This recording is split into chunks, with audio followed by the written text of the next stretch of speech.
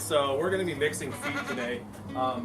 This isn't the process we normally do. Our mill typically does this for us, but this is how we've done it in the past when we haven't had it mixed in. We're mixing in a probiotic pack. It's Fast Track by Conklin.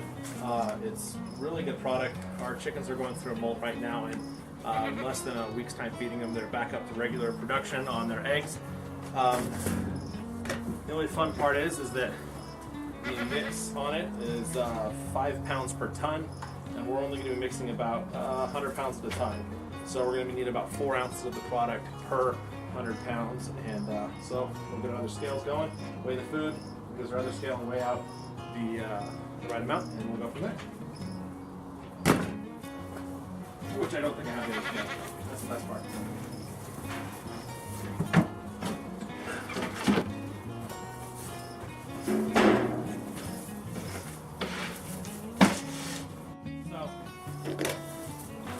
My cheater scoop.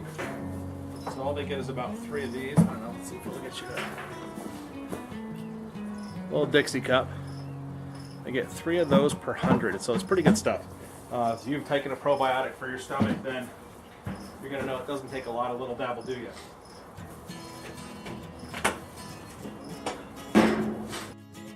So if you get a scale to do a process like this, it should have a tare function.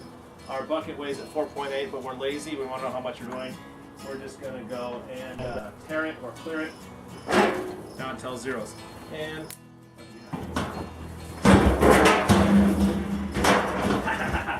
when we get our bulk food in, we get it in 1,000-pound totes. So long-term storage, we use metal containers. Rat can actually chew, or mouse can actually chew through these containers, these big Rubbermaids, in 3 to 15 minutes, depending on the size and aggression of the road you're going at. So we tend to only use these guys for holding the food that's getting used immediately. Long-term storage gets done in these metal barrels. We have a company in town here that we get these from for about 10 bucks, and they come with a nice anti-rainy liner, which prevents any other moisture or negative, nasty things getting into it. And it's a really great way to store it. The lids are watertight, and they work great. So we mark our barrels. When they're full of food or empty with food, we put a tape over it. When we open them, we take it off. It's one of those things that you learn over time, that keeping inventory management about which barrels are open and how much you've got is really important, especially the number of chickens and goats that we're having running here. So without further ado, we're going to weigh it out and go.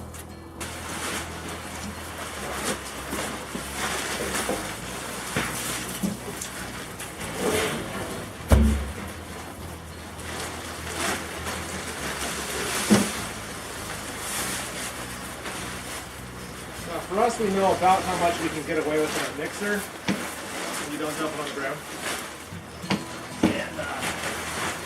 And give me about a pound and a half more.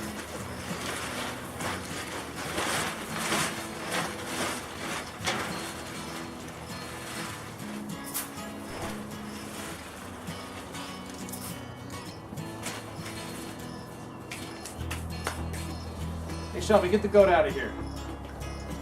Do your job. Come on, Bailey. Do our video here. We like to open up the feed gate to put everything in place so they're getting in there. Here we go.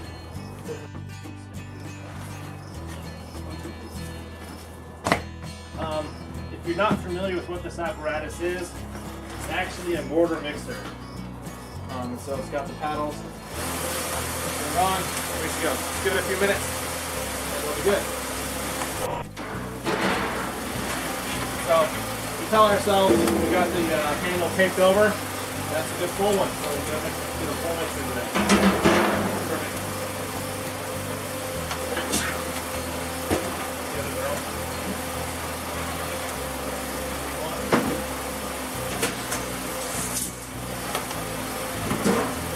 So this is one of the lids. The snap ring. Right there, full shut, clamps on, little gasket, wonderful.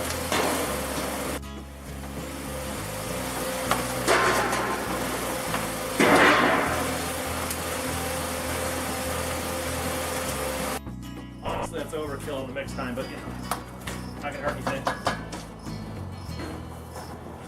We're loading up. for immediate use. Put it right in here. A side benefit of this method is that you get to learn exactly how long your birds, chickens, or whatever you're using it for, goats and what have you, are, what their rate of food consumption is. So it helps to keep track of that.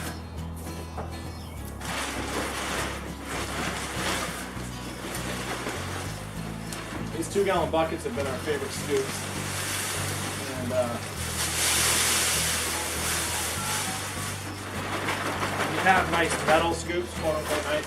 But we found they tear the plastic back. These are the other scoops that we have used in the past. We use them out in the field. I think this is a 6-quart scoop. Really great coming out of the barrels, but again, that fine sharp edge really tears up the barrels, bags when we do it. So when we have the bag in the barrel, we use the bucket, nice small rim. Also get a lot more. 2 more quarts, which reduces the scoop time when you're doing a thing by about 3 or 4 trips. So we like that. And little fun things. You can pay a lot for them. I think this guy, the thing back here says it's 15 bucks. But if you treat your equipment right, this guy's gonna last you a lifetime. You could also do this by dumping it onto a barrel and rolling it. We could roll it in these barrels and also mix it, but that's a lot easier.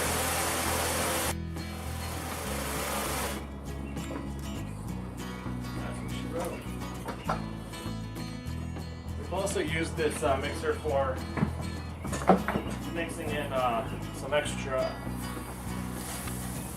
molasses and some other animals' feed. If we're worried about getting enough nutrients into them. Cleans up pretty well.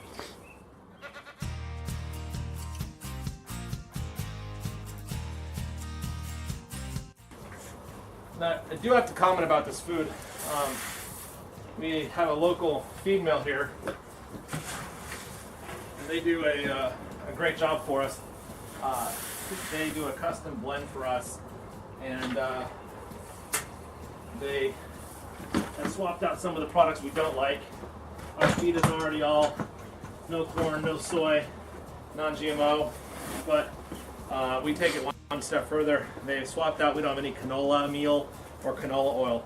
Instead it's swapped out with camelina. Some people notice faux flax. Really high in those omegas, and the meal's really high in protein, and it really does help the birds to produce better with their eggs. We find that we like the result on the coats with the goats. We replace that camelina oil in there versus the canola oil. It's not a product that's readily available everywhere, but fortunately we live in an area where we can get our hands on it.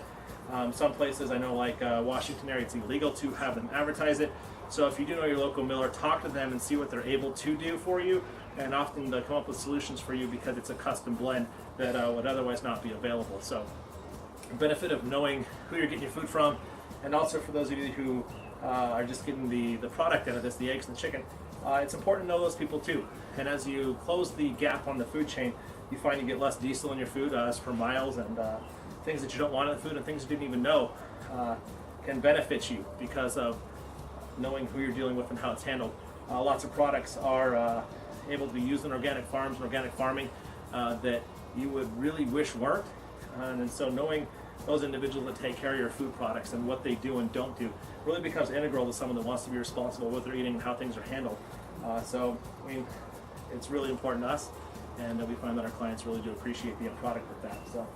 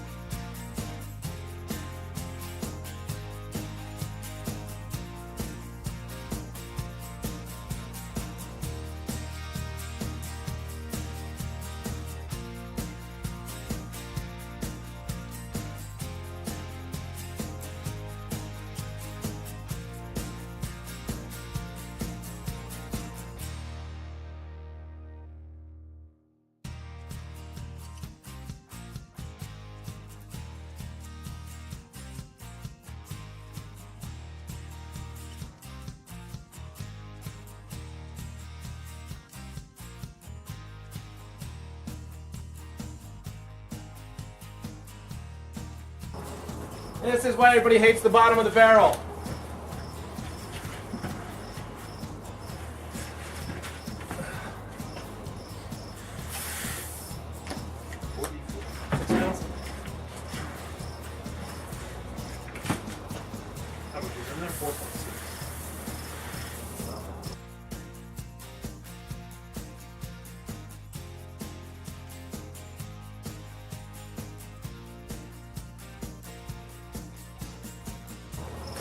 Well, we're going to show you why this is a bad idea.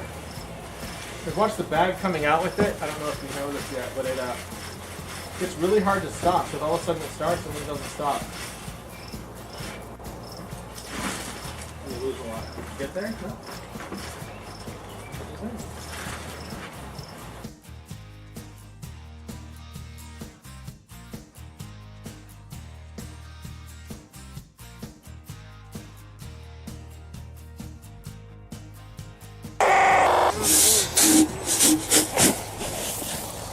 Thanks for watching. If you liked the video, go ahead and click like. Also, don't forget to subscribe to our channel. Comment below. And like us on Facebook.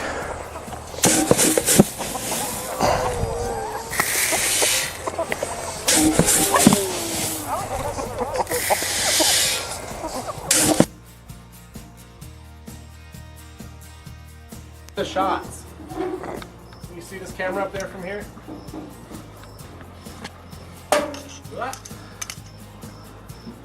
Yeah? Block the light. There you go. See that? We love you. There you go. See that?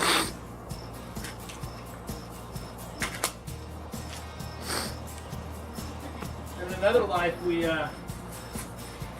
spent too much time on technical staff doing all kinds of stuff. Hi, me. It's my first selfie ever. Am I doing it right? Am I hold the camera like way out here someplace stupid? No? That's about it. Yeah? Right there. Selfie, I guess. I don't know. What do you think? Probably put the light bulb back in, huh?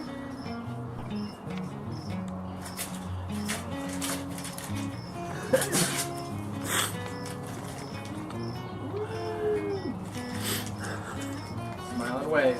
Don't act like you don't love it.